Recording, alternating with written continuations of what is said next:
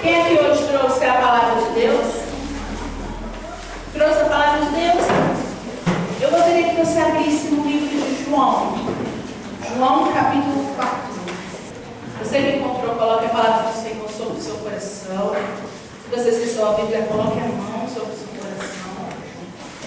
Nós vamos pedir para que o Senhor possa falar conosco através da palavra dele. Amém? Se faça presente, Senhor, do início ao fim. Eu já sinto a tua presença neste lugar. A tua presença transformadora aqui nesta manhã. E, meu Deus, eu oro, meu Deus, para que o coração do teu povo possa estar aberto. Para que os olhos e os ouvidos espirituais do teu povo possam estar abertos. Para ver e ouvir tudo aquilo que o Senhor deseja falar e ensinar nesta manhã. Para que nós possamos estar no centro da tua vontade. Senhor, abençoe este momento, que não seja o homem a ministrar, mas que seja o Senhor a estar falando aos nossos corações, segundo a tua palavra. E repreende, Senhor, tudo aquilo que quer impedir o teu trabalhar. É o que eu te peço, em nome do Deus que é Pai, Filho e Espírito Santo. Amém. E graças a Deus. Amém, igreja? Amém. Graças a Deus. Vamos entender o que aconteceu aqui nessa passagem. Fala assim, ó, João 4, capítulo 4, versículo 1. Diz assim, ó: quando Jesus soube que os fariseus tinham ouvido dizer que ele fazia e batizava mais discípulos do que João, aí tem parênteses aqui, né? Se bem que Jesus mesmo não batizava, mas sim os seus discípulos. A gente vai começar a contar uma história, mas antes dessa história, bem no comecinho aí do versículo, é falado que o Senhor Jesus, ele estava ali, a equipe dele, os discípulos já batizavam, até mais do que João. Quem era João? Aquele que veio para preparar o caminho para Jesus. Então João Batista veio, pregou, ensinou, falou que Jesus ia vir. Ele fez muitos discípulos, batizou muitas pessoas. E aí Jesus, quando começou ali o seu ministério oficialmente, né? Eu digo oficialmente porque tem gente que acha que o Senhor Jesus só começou o ministério depois daquele momento, né? Depois do momento que ele foi atrás dos discípulos, enfim. Mas na verdade o Senhor Jesus, ele já tinha um ministério pessoal. Eu sempre me lembro que ele com 12 anos estava pregando no templo. Lembra quando a mãe e o pai dele ficou desesperado? Cadê Jesus? Jesus estava onde? Pregando e deixando os sábios, né? De boca assim, ó, caída. Porque Jesus, maravilhoso, né? Com a palavra de vida desde sempre. Até quando ele era um adolescente, né? Ele estava ali sendo usado para fazer a palavra, para propagar, né, a palavra do Senhor. Mas a questão é o seguinte aqui. Antes da gente falar o que eu queria falar dessa história, faz esse parênteses. E eu queria falar sobre isso. Porque a gente, quando vê, lá depois que Jesus morreu, ressuscitou, ele reúne os discípulos, ele dá uma ordenança para os discípulos. Ele fala assim, ó, para os discípulos, ó: ide e fazei discípulos a todas as nações, batizando-os em nome do Pai, do Filho e do Espírito Santo, ensinando-os a guardar todas as coisas que eu os tenho mandado. Quando o Senhor Jesus deu essa ordenança lá, as pessoas pensam que foi a partir daquele momento que os discípulos iriam batizar e que iam cumprir o ministério deles. Mas aqui nessa passagem fica claro que os discípulos já estavam ali batizando, ensinando, pregando junto com Jesus ali, sendo a equipe, né, de Jesus. E é muito interessante porque essa passagem que eu li, ela está em Mateus, né? Mas a passagem de Marcos, ela fala assim, ó, em Marcos 16. Quem crer e for batizado será salvo, mas quem não crer será condenado. Então, quer dizer, além daquilo que é dito lá em Mateus, Marcos ainda faz essa observação aí, né? Quem crer e for batizado, olha esse detalhe que Jesus falou ali, será salvo. Quem crer e for batizado. A conversão é 2 passos, é o crer e a ação. Acreditar e agir. Acreditar em Deus é o primeiro passo da conversão. Você não vai se converter a ninguém que você acredita, não é? Você precisa acreditar. E o acreditar, conhecer, vem pela palavra de Deus. Então você ouve a palavra de Deus, essa palavra entra no seu coração e você crê. E o ser batizado é ação. É ação daquilo que você está aprendendo. Porque o batismo, ele é nascer para Cristo, morrer comigo. É aquele momento ali. Quem estava no teatro semana passada? Estava no teatro? Sabe aquele momento assim, ó? Trevas desceu quando levantou a luz. É assim. O batismo é isso. Morreu para o mundo, nasceu, renasceu ali para quem? Para Deus. Então, o batismo é isso. Você não pode falar que você é convertido se você não é batizado.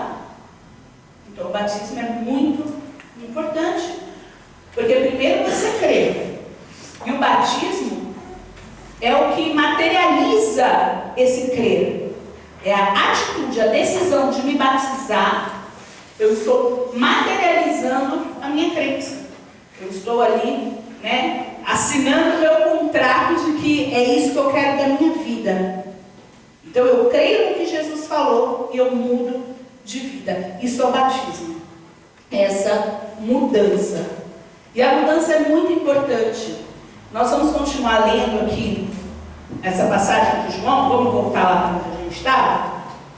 E eu quero que você compreenda alguns detalhes do que nós vamos ler aqui. Lá no 3. E deixou a Judeia, retirando-se outra vez para a Galileia. E era-lhe necessário passar pela região da Samaria. Assim, Jesus chegou a uma cidade samaritana, chamada Sicar, perto das terras que Jacó tinha dado a seu filho José. E ali ficava um poço, o poço de Jacó. Cansado da viagem, Jesus sentou-se junto ao poço. Era por volta do meio-dia.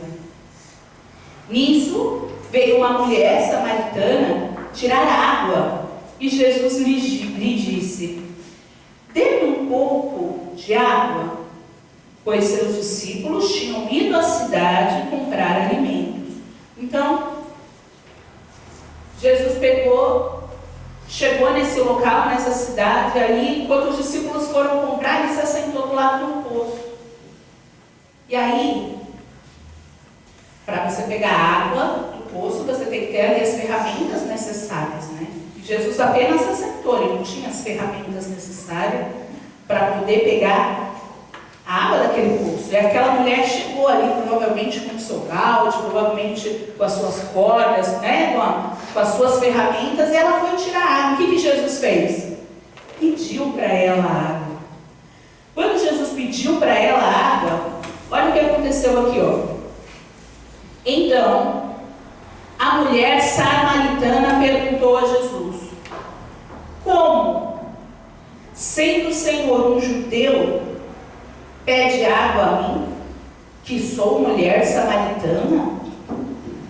E ela disse isso porque os judeus não se dão bem com os samaritanos. A gente já contou essa história, né? Essa história longa aí dos judeus, dos samaritanos, quando foi separadas as tribos. Lembra daquela história?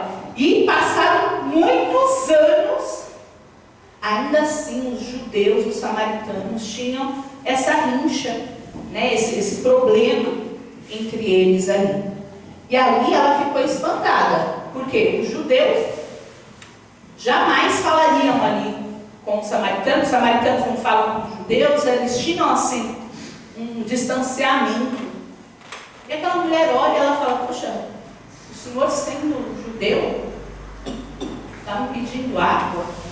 E aí, fala assim, ó, Jesus respondeu: se você conhece o dom de Deus, não, se você conhecesse o dom de Deus, e quem é que está lhe pedindo água para beber, você pediria a Ele, e Ele lhe daria água viva.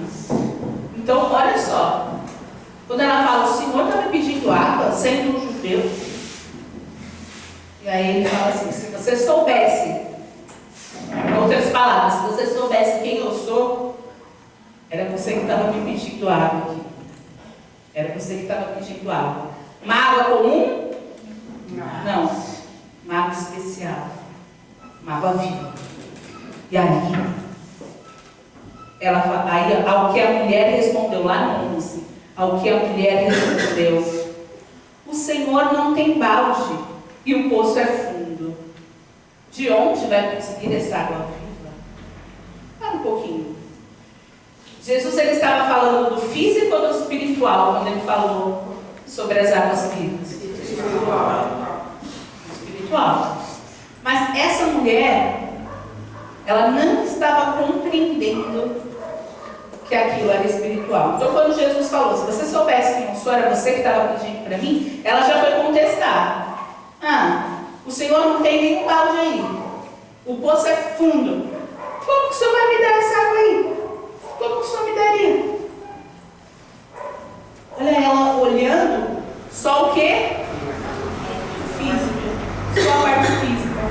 E ali, fala assim, ó, ela continua falando assim, ó. E essa parte é muito interessante, que ela fala assim, ó, por acaso o Senhor é maior do que Jacó, o nosso pai, que nos deu o poço, do qual ele mesmo bebeu, assim como os seus filhos e o seu gado?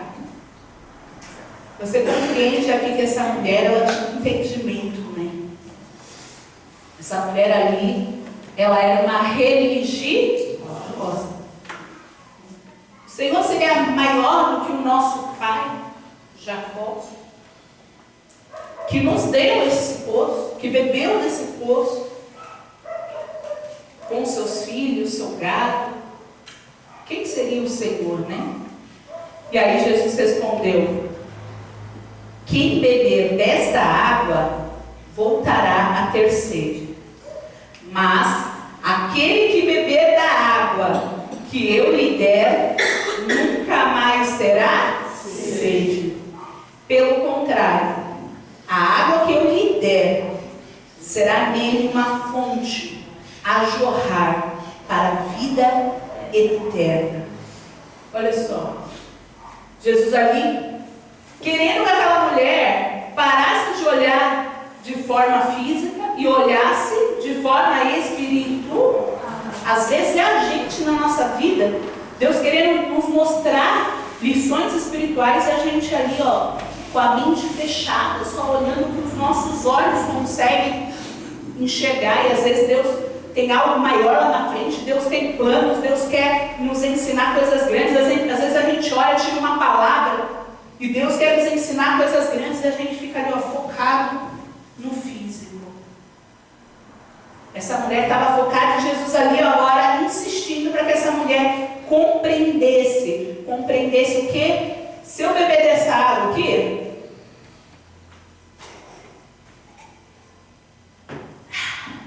Tem minha sede. O que vai acontecer daqui a pouquinho? Vai ter sede. Vou ter sede de novo. Mas aquele que busca o Senhor, esse é saciado. Jesus estava falando, a sua carne vai precisar disso daqui, ó. A sua carne precisa disso, mas o seu espírito, em mim, ele vai ser suprido. Quando ele fala aqui, ó, pelo contrário, quando ele fala aqui, ó, mas aquele que beber da água que eu lhe der, nunca mais terá sede. Significa que Jesus, ele é suficiente.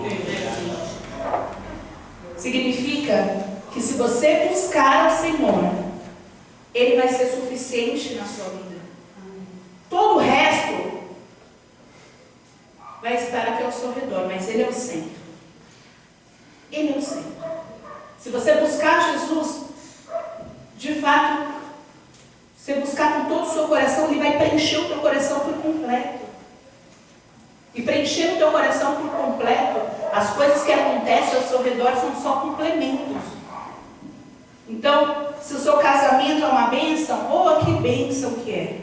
Mas o que te satisfaz, o que te completa é quem?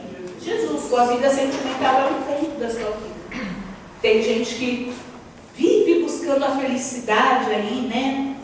Eu vou buscar a felicidade na vida sentimental, em amigos, tentando encontrar alguém para suprir o vazio ali do coração, sendo que somente Jesus tem o tamanho exato desse vazio. E as pessoas pensam assim, quando eu tiver amigos, eu vou ser feliz. Aí ela faz amigo, quando eu casar, eu vou ser feliz. Aí ela casa, quando eu tiver emprego melhor, eu vou ser feliz. Aí ela trabalha em um lugar melhor. Quando eu tiver filhos, eu vou ser feliz. Aí ela tem filhos. Quando eu for para tal lugar, quando eu comprar tal coisa. Sempre as pessoas estão buscando se suprir em coisas físicas, coisas aqui, que só existirão nessa terra. Coisas que você pode ter como filho de Deus. Deus te dá promessa de abundância. Essa abundância é para todas as áreas da sua vida. Sua vida financeira vai ser uma bênção, sua vida sentimental, sua vida familiar, sua saúde, tudo que tem a ver aí com a sua vida espiritual, tudo é abundante. Tudo vai ser abundante para você, mas você precisa entender o que é o centro. Você precisa entender o que te supre. Você precisa entender que só Jesus vai conseguir te suprir, entregar felicidade para que você seja completamente feliz. Então, quando às vezes eu dou até o exemplo da vida sentimental, muita gente fala assim, encontrei minha outra metade. Não, você tem que ser inteiro com Jesus. Você tem que ser inteiro. Não depender de nada externo. O que vier, bênçãos que vier externamente, vão só somar. Mas Jesus, Ele é o suficiente na sua vida para suprir o teu coração. Quando você se sente vazio, estando dentro da igreja, existe um problema. Você pode estar dentro da igreja, mas você não está em Cristo. Você está dentro da igreja, mas você não está buscando e se entregando da maneira que você tem que se entregar. Qual é a maneira? Pedindo. Jesus não falou aqui, se você soubesse quem eu sou, você ia estar me pedindo águas vivas. E a gente tem que pedir isso. Jesus coloca no meu coração o desejo de te servir. Coloca no meu coração a visão para eu enxergar as tuas promessas maravilhosas. Me faz ver como é maravilhoso te servir diante de um mundo de mentiras que vai colocar tantas coisas para querer brilhar os meus olhos, chamar minha atenção lá fora. Um mundo de ilusão me faz perceber que aquilo é ilusão e que com o Senhor eu tenho tudo que eu preciso. Eu não preciso de uma noitada bebendo, uma balada, ficando com várias meninas. Enfim, eu não preciso disso. Eu não preciso, porque isso vai me destruir. O que as pessoas buscam para supri-las é o que na verdade as destrói. Mas quando a gente tem um encontro com Deus e a gente permite que Ele seja água, não a água que vai alimentar o nosso corpo, a água que é aquele que vai nos suprir. É isso que Ele fala, eu vou te suprir. Eu sou o suficiente. Você não vai ter sede se você beber dessa água. Você não vai ter faltas se você estiver comigo. Você compreende? Jesus estava querendo que essa mulher entendesse isso. E aí, ela quando vê o Senhor Jesus falando isso, aquela mulher fala assim, Senhor, lá no 15, Senhor, quero que me dê essa água, para que eu não tenha mais sede, e nem precise vir aqui mais buscar. Quer dizer, de novo ela o quê? Não entendeu. De novo ela não entendeu. A gente começa a ler e a gente fala, uau, ela pegou o Espírito, ela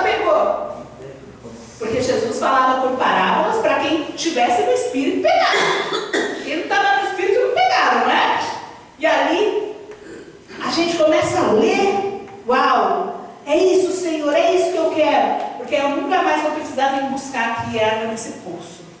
De novo, para o físico. Quantas pessoas são assim? Deus vai dar uma lição aqui, ela sai com uma mudança de vida. Parece que, ó, agora essa pessoa vai. De repente, o que acontece? Ela volta na prisão fechada. Eu vejo pessoas que falam assim, ó, agora vai. A pessoa começa bem, de repente a pessoa se fecha na visão errada de novo. Volta para a sua opinião própria. Esquece que quando a gente se entrega ao Senhor, a gente precisa estar com a nossa mente aberta para que a nossa mente seja a mente de Cristo.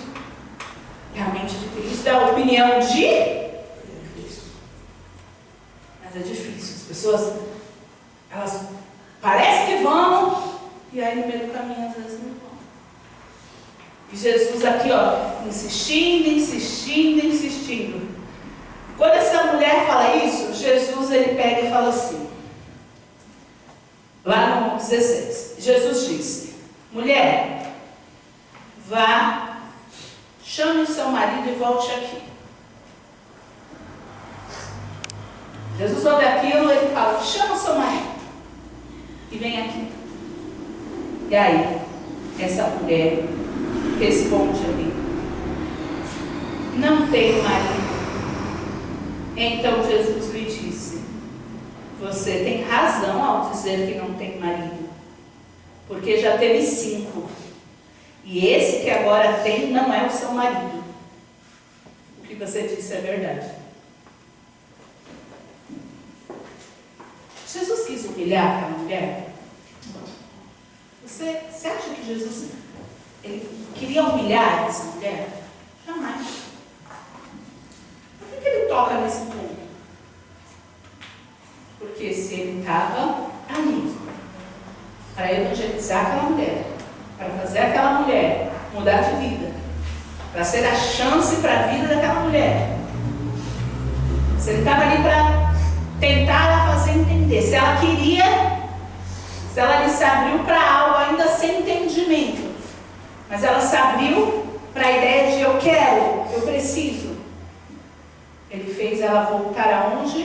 No problema, no pecado. Não adianta ela passar para o próximo passo sem dar uns passos para trás. Esse é o erro de muita gente. Muita gente vive uma vida no pecado e aí ela se converte, ela tem a chance de se converter e ela fala, eu vou daqui para frente. Ela não pensa que ela tem que dar uns passos para trás. Mas como assim, pastor? Você vai falar tanto que a gente não deve viver no passado, que a nossa vida é olhar para frente e acabou, a gente não deve ficar olhando para trás. O que eu estou querendo dizer para você é que conversões verdadeiras, elas são completas. Como, por exemplo, Zaqueu. Zaqueu viu Jesus, ouviu falar de Jesus, subiu na árvore, recebeu o convite de Jesus para ele dar um jantar para Jesus, se assentou com Jesus, ouviu tudo que Jesus tinha para falar, ele se converteu.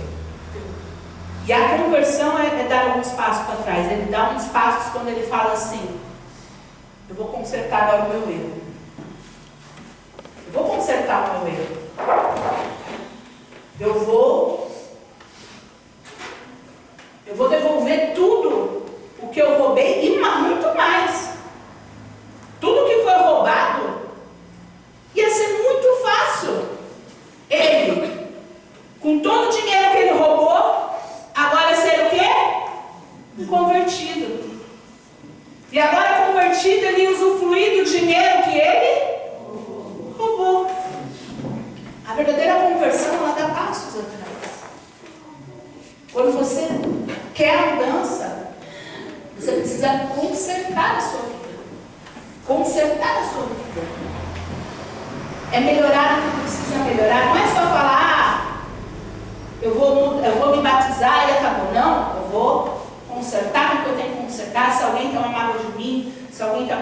problema, se eu estou com um problema assim, se eu cometi esse erro no serviço, se eu dei um mau testemunho em tal situação, eu vou chegar, eu vou me redimir, eu vou consertar. Isso é conserto.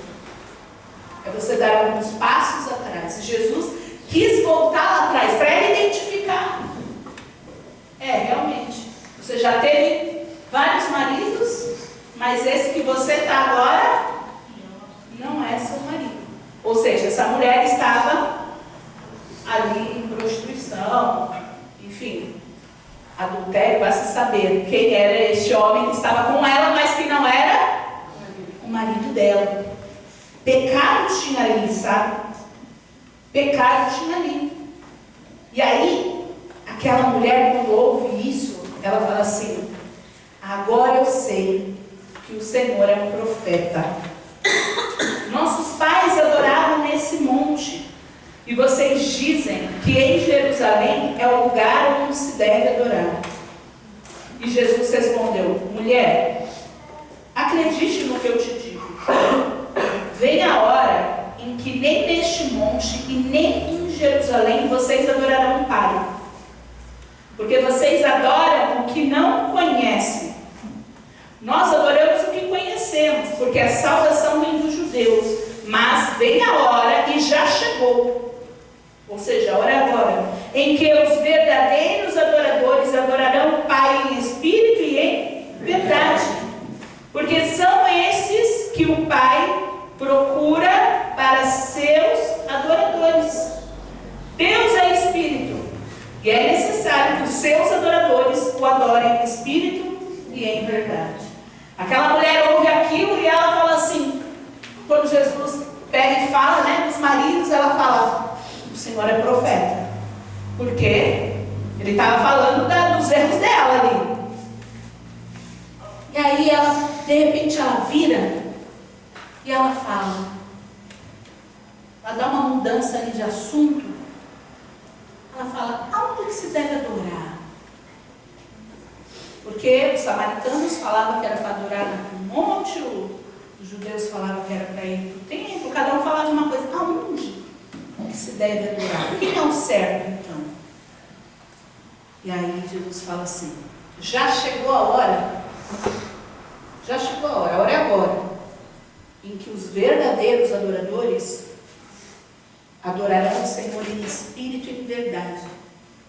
Quer dizer, ela estava ali presa a uma religiosidade, e enquanto ela estava presa na religiosidade, ela não estava adorando de verdade. Uma pessoa em pecado glorifica a Deus? Não. Uma pessoa com a vida errada glorifica a Deus? Mas ela tinha entendimento, ela falou do pai, do filho, que o pai fez o poço, Jacó, tal. Ela tinha entendimento que o lugar da gente adorar é em tal lugar. Ela parecia ali uma pessoa convertida, mas era uma pessoa convertida que vivia no pecado, então não era convertida. Jesus pega e fala: você sabe qual é o jeito de adorar? O jeito certo é de verdade, em espírito, de forma espiritual e de verdade, é de verdade. O jeito certo de adorar não é com a boca, não é só levantando a mão. O jeito certo de adorar é aonde? Em espírito, é dentro do seu coração, é a sua vida adora a Deus, a sua vida adora a Deus. Será que as pessoas olham para a sua vida e falam assim: uau, eu quero servir Deus que essa pessoa serve, porque a sua vida adora Deus? Não, eu adoro a Deus. Não, agora estou falando da sua vida. É como é a verdade.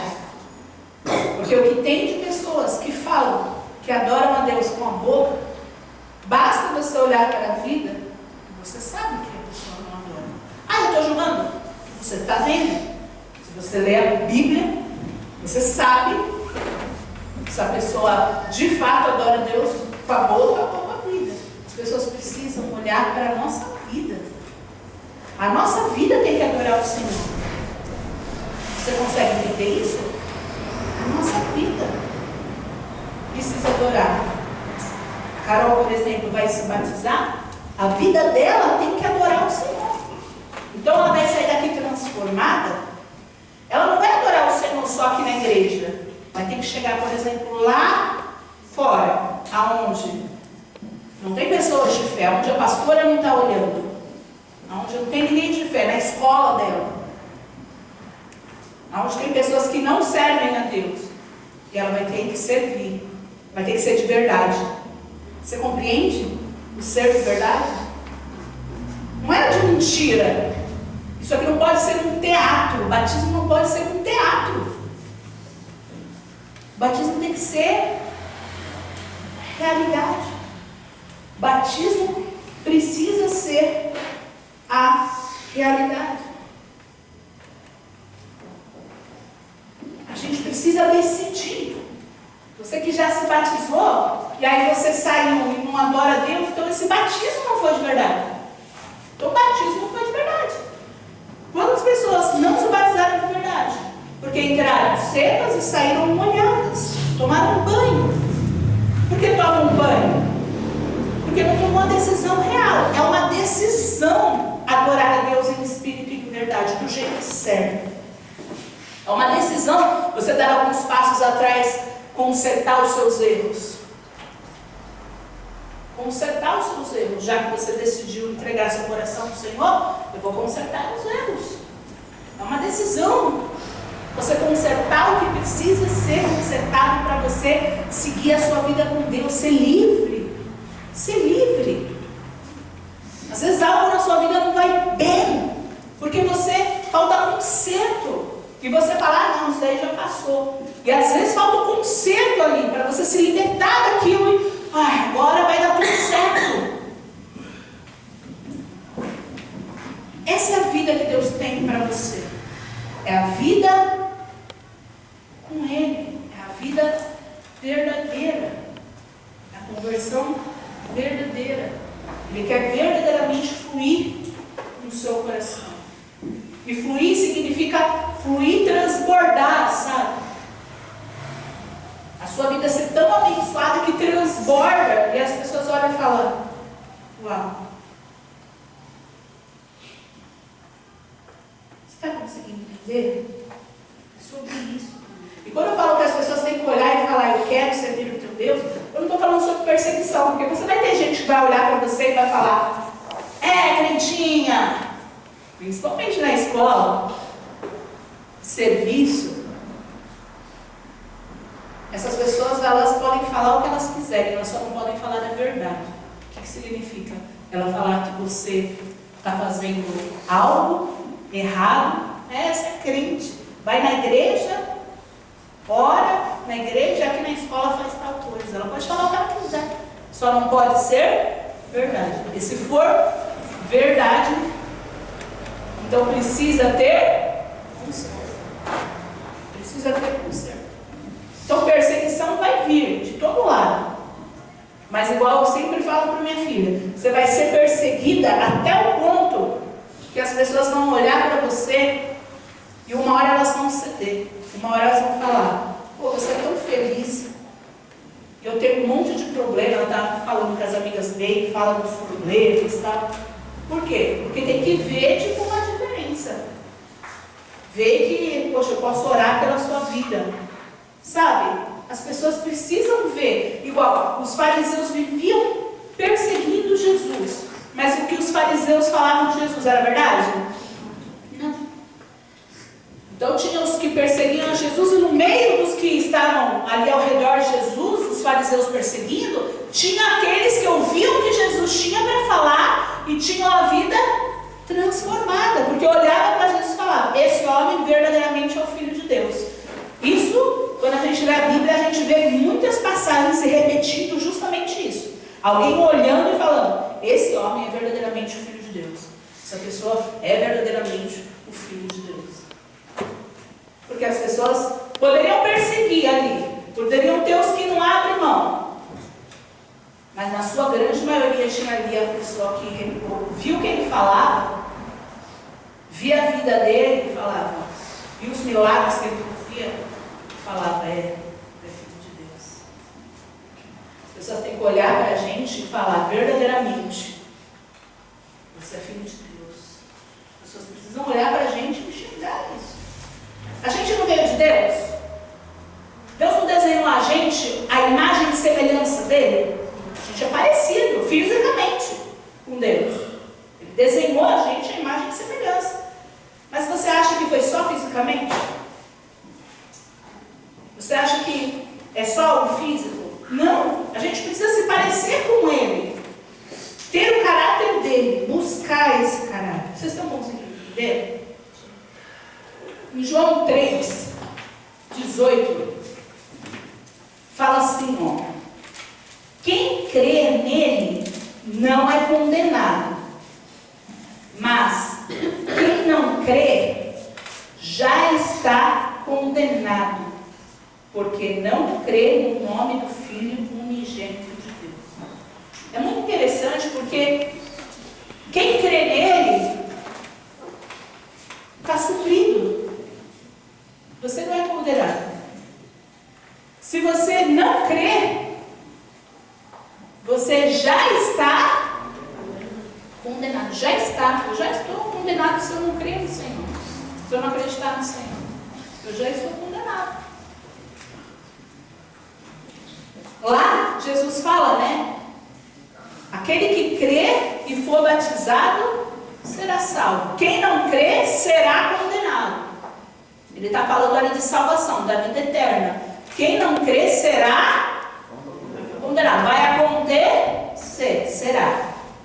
Nessa passagem, lá no comecinho, ele fala que quem não crê já está condenado.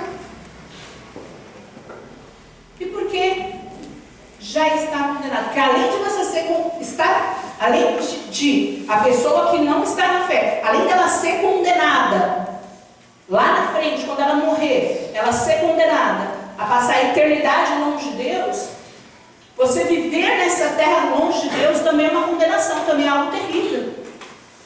Aquele que não muda, ele é condenado a viver com a colheita das plantações que escolhe fazer.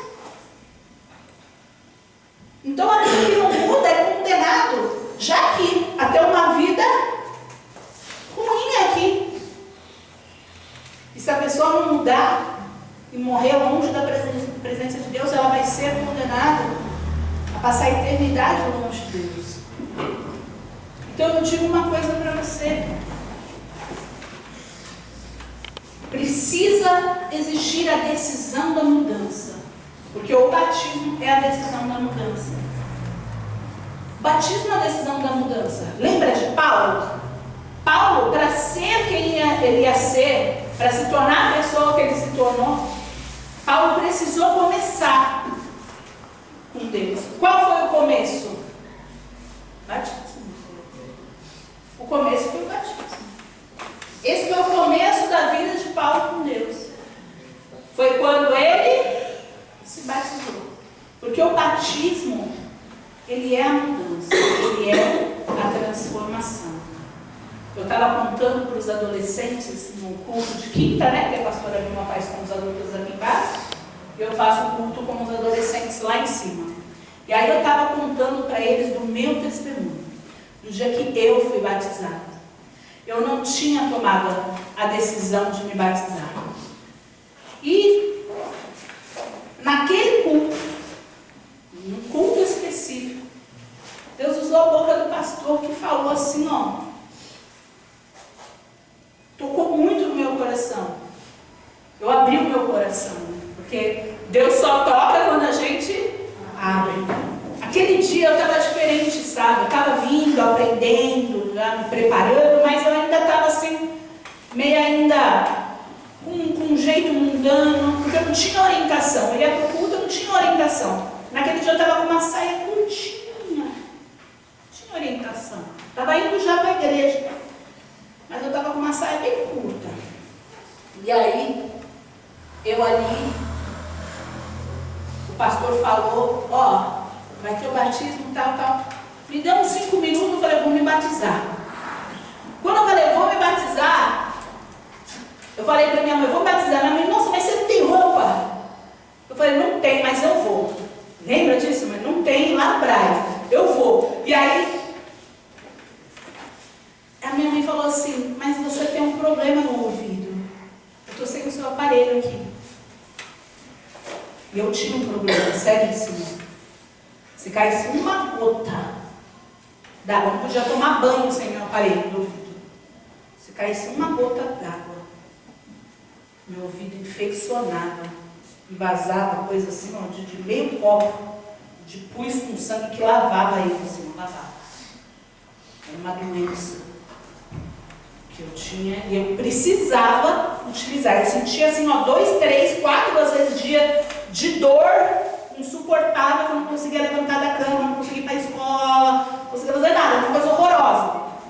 E aí, de repente, estourava. Quando estourava, saía o pus com sangue. Era uma coisa muito nojenta, muito horrível.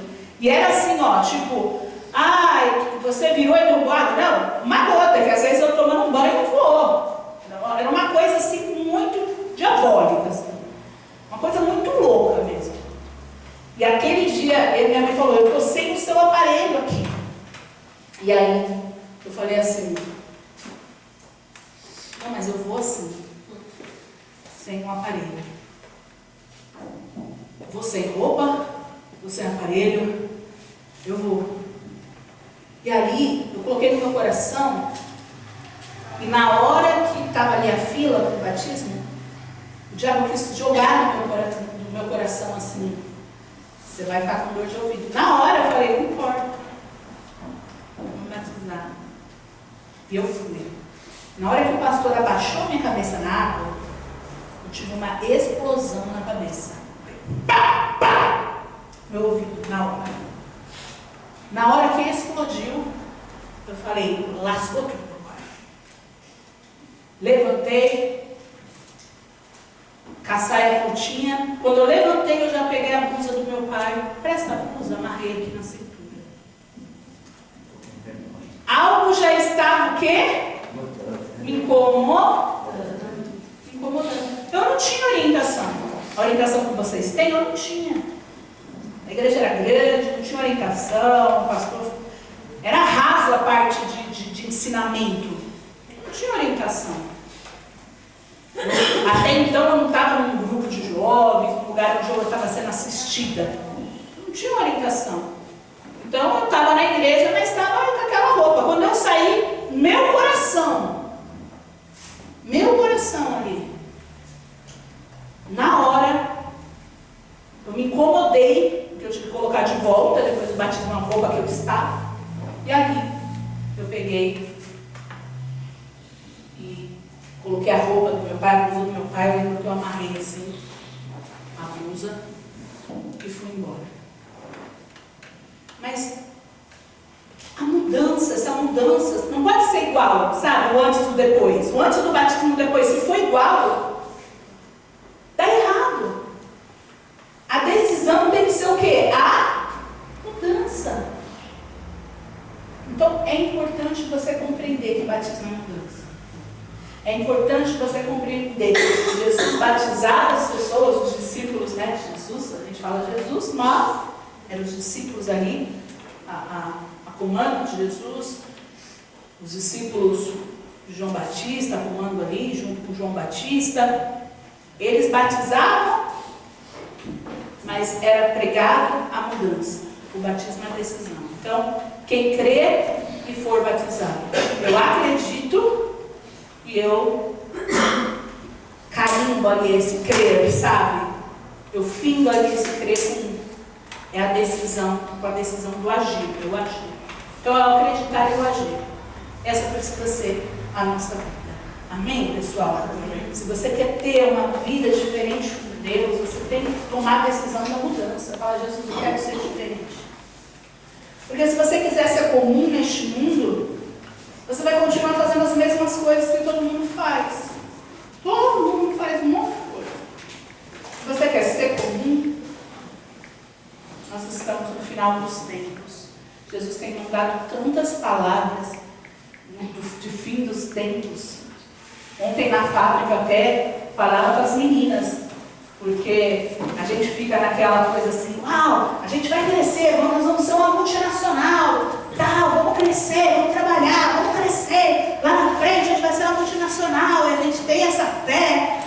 E aí ontem, na hora da palavra, eu senti assim, no meu coração, antes, na hora que eu fui fazer a oração, estava na fábrica, vou fazer a oração final, a gente sempre faz para agradecer, e ali fui fazer a oração, na hora da oração, eu senti no meu coração, Jesus está voltando. Olha a gente fazendo um monte de planos lá na frente, Jesus está voltando, Jesus está voltando. Eu senti isso na minha oração, essa coisa de você está fazendo um monte de planos, Jesus está voltando. Aí eu orei e tirei a palavra. Que palavra sai? Que palavra sai? Na hora eu fiz assim, ó. Falei, Jesus está voltando. Jesus está voltando. Do jeito como as coisas estão, vai ser muito rápido. Você precisa cuidar da sua vida espiritual. Às vezes você se preocupa tanto com a sua vida física. E eu falo uma coisa para você. Você se preocupa tanto com a sua vida física. Quero comprar isso para deixar para o meu filho, para os meus netos, para não sei o quê, para não sei o quê. Talvez isso nem aconteça. Você não sabe. Você não sabe o dia de amanhã. As coisas que a gente está vendo que está acontecendo, até as pessoas que não creem em Jesus já estão falando, Jesus está voltando. Quem não crê está falando, não é possível. Tudo que a palavra do Senhor preveu está se cumprindo. Uma a uma. Cada coisa ali está se cumprindo. Então, nós estamos no final dos tempos. A gente precisa cuidar da nossa vida espiritual. O que adianta a gente querer crescer aqui nessa terra e a gente brinca, né? Não manda um tijolo para o céu. A gente brinca, né? Porque na verdade Deus já construiu para a gente, mas a gente brinca, né? No sentido de que a gente se preocupa em construir coisas nessa terra e não se preocupa com o mais importante, que é o eterno. Porque nessa terra uma pessoa vive aí o quê? 100 anos? Hoje o pessoal está cuidando da saúde, tem gente aí de 120, não passa disso.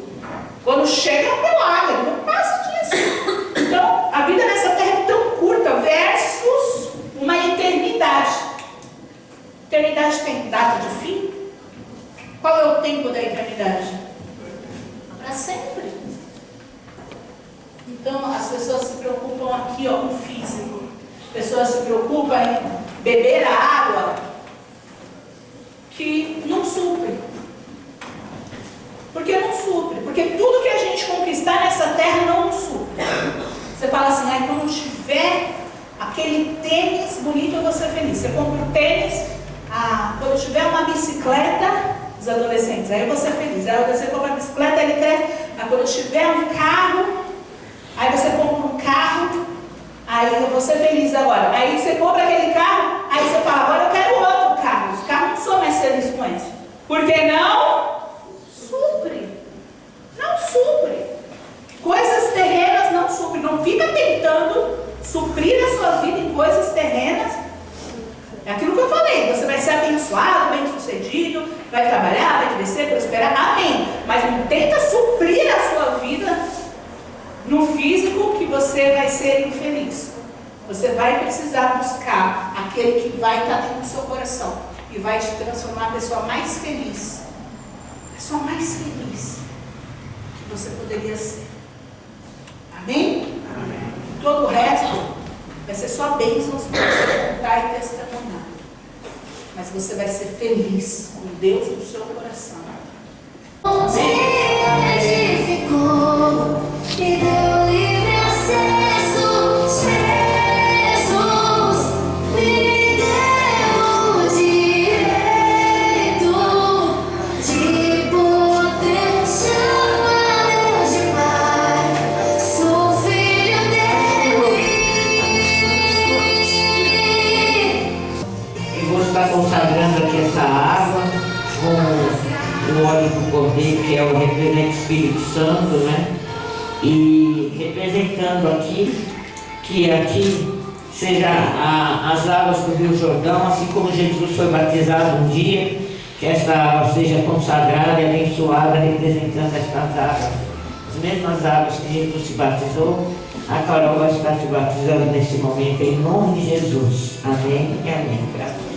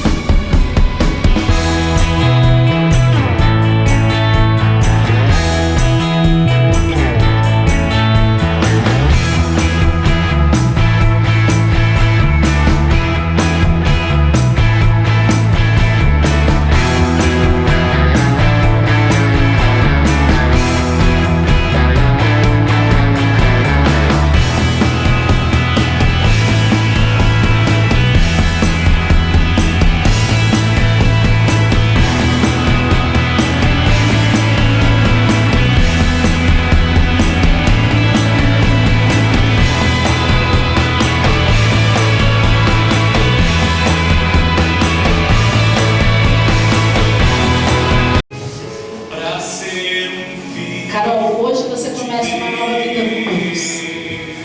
Eu vejo uma futura líder, levita, obreira, pastora abençoada. É isso. Você vai passar por muitos momentos difíceis, mas se você permanecer, Deus vai te honrar. Permaneça. Passe pelo tempo da adolescência, que é o tempo mais difícil, mais pensa, para que Deus cumpra o seu chamado. Faça, por exemplo, como a Verônica. É aqui, Verônica. A Verônica, segura aqui para ti. Vem cá, obreira. A obreira Verônica, ela bate recordes. Ela foi batizada, e normalmente eu batizo com 13, 14, 15, para preparar a pessoa. Mas ela bateu recorde. Você foi batizada com quantos anos? 11 anos. Era uma criança. Parecia uma loucura eu estar dando essa permissão. Parecia uma loucura. A pastora Ana é doida. A pastora Ana é doida. E eu falei, é lógico que não. Que que eu não vou deixar. Ela é muito nova, mas Deus falou na palavra: eis que ela é opção ela. E eu permiti que ela se batizasse. Ela foi a única pessoa que foi líder por quantos anos? 10. Quem é líder com 10 anos? 10 anos as crianças estavam aqui brincando, pulando aqui, louvando na frente do altar. Aquelas crianças têm ali até 10 anos. Tem ali crianças de 10. Ela foi líder com 10 anos. Permaneceu. Passou por todo o tempo da luta, muitas dificuldades, principalmente quando a referência dela não estava mais aqui. Ela chorou muito, ficou muito triste, mas uma coisa ela tinha certeza no coração: que o chamado dela não ia ser perdido. Ela passou por tudo, com força, com coragem. E hoje você chega nos seus 18 anos. Essa mesa é para você. Chega bem, né? Essa mesa é para você. A gente está aqui para celebrar, logicamente, pela vida da Carol, pela vida de toda a igreja, né? Que aqui está. Mas nós todos juntos queremos louvar o Senhor pelos 18 anos da Verônica, que hoje se torna uma mulher, uma adulta oficialmente, e que eu falei que ela vai continuar tendo 10 anos para sempre, sendo a pequena líder que todos os dias estava aqui orando, jejuando, fazendo tudo o que ela tinha que fazer, quebrando recordes. Você quebra recordes. Quando Deus escreveu a sua história lá no céu, Ele falou assim: a Verônica vai quebrar recordes. E olha que legal, você nem vai precisar chegar no céu e ver uma vida linda que você não viveu, porque você está vivendo. E grandes coisas o Senhor vai fazer. Amém? Nós vamos louvar a Deus pela vida dela. Temos aqui uma lembrancinha, porque você é incrível. E agora nós vamos orar pela sua vida, já que você ora tanto pela nossa vida. Agora é a nossa vez de orar pelo Breno Verônica. Amém? Estendam as mãos para cá em nome do Senhor Jesus. Senhor, meu Deus e meu Pai. Meu Deus, em nome do Teu Filho amado, Senhor Jesus Cristo. Meu Deus, eu quero Te louvar e Te agradecer pela vida da Verônica, Senhor, ela que é um presente para a Tua igreja, ela que desde pequenininha está aqui, aprendendo sobre a fé. Ela é um exemplo para todos, Senhor, uma menina abençoada, Senhor, que hoje está aqui cuidando do grupo jovem, grupo de adolescentes, que um dia ela estava lá, sendo ela. Meu Deus, dá forças para ela continuar daqui para frente. Que da mesma forma como o Senhor foi com ela até aqui, meu Deus, nesse dia tão importante em que ela completa 18 anos de vida, Senhor, que o Senhor esteja com ela daqui para frente também. Até aqui o Senhor ajudou ela e o Senhor vai levar ela, Senhor, até a eternidade. Eu creio, Senhor, que ela sempre fará, Senhor, as escolhas certas. Dá forças para ela fazer isso, Senhor, para ela continuar sendo um exemplo, meu Pai, no Teu altar. Exemplo de que as pessoas podem olhar para a vida dela, Senhor, e glorificar a Ti através da vida dela, porque ela não glorifica o Senhor somente com a boca, ela glorifica o Senhor com a vida dela. E nós estamos aqui hoje para agradecer o Senhor por ter nos entregado ela de presente para o nosso coração, de presente para a Tua igreja, para a Tua obra, Senhor. Que ela sinta este amor, Senhor, este cuidado, este carinho, meu Deus, desta família, Senhor, porque é isso que nós somos, Senhor, uma família. Que o Senhor venha entregar para ela toda a felicidade que vem de Ti. Que os Teus lindos sonhos, Senhor, que são maiores e melhores do que os nossos, possam se cumprir sobre a vida dela, Senhor, hoje e sempre, ó Pai. E meu Deus, eu também Te peço que o Senhor venha levar para casa em paz e segurança. segurança, toda a tua igreja, Senhor. Livra e protege de todo mal. Livra do inimigo carnal, do inimigo espiritual, de tudo aquilo que não provém de ti. Que o teu povo possa viver uma vida contigo, Senhor. Que a Carolina que hoje, meu Deus, foi, meu Deus, batizada, meu Deus, que ela tenha uma nova vida a partir daqui, Senhor, e que essa vida seja maravilhosa, uma vida digna, Senhor, uma vida contigo, porque ela vai ser uma grande mulher de Deus também, Senhor. No futuro vai ser ela aqui, Senhor, sendo consagrada, Senhor, sendo uma obreira da tua casa. Então prepara o coração dela para grandes coisas, Senhor. Nós te louvamos por tudo que houve aqui nesta manhã, porque eu sei que a tua presença inundou este lugar, e por isso que nós te agradecemos, em nome do Deus que é Pai, Filho e Espírito Santo, amém, e graças a